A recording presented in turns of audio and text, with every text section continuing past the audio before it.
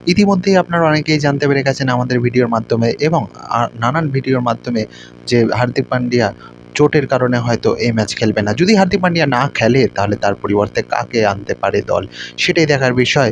এবার প্রশ্ন উঠছে যেখানে শিবম দুবে, কারণ আমরা জানি হার্দিক পান্ডিয়া খুব ভালো একজন অলরাউন্ডার, শুধু ব্যাটে নয় ব্যাটের সাথে বলেও দুই তরফ থেকেই খুব ভালো একজন প্লেয়ার এবং তিনি অনেক সময় দেখা গেছে অনেক ভারতীয় ম্যাচকে জেতাতে সাহায্য করেছে। সেই ক্ষেত্রে তাকে রিপ্লেস করলে এমন একজনকে দরকার যে ব্যাট বল দুটোই মোটামুটি করতে পারে। সেক্ষেত্রে দেখা যেতে পারে শিবম দুবে একজন পারফেক্ট।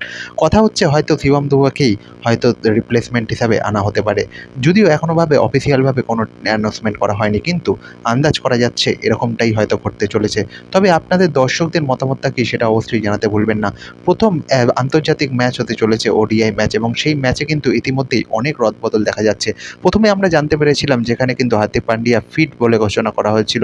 পরবর্তীকালে আমরা জানতে পেরেছি যেখানে আবার চোটের জন্য তাকে হয়তো দল থেকে বাদ দেওয়া হবে। দল থেকে বাদ দেওয়ার প্রশ্ন উঠতেই কিন্তু নানান রকম প্রশ্ন উঠতে শুরু করে। তার জায়গায় কাকে আনা হবে? কারণ তার মতন অলরাউন্ডার ব্যাটসম্যান এবং বোলারকে না আনলে তাহলে কিন্তু টিমে একটা ঘাটতি পড়ে যাবে। কারণ টিম যেভাবে সাজানো হয়েছিল সেটা মাথায় রেখেই কিন্তু তাকে দলে রাখা হয়েছে। কারণ তিনি ব্যাট বল দুটোতেই উভয়তেই পারদর্শী। এই ধরনের আপডেট যদি পেতে হয় তাহলে চ্যানেলটাকে সাবস্ক্রাইব করে পাশে বেল বাটনটা প্রেস করে রাখুন। আগে আরও আপডেট আপনার কাছে পৌঁছে যাবে।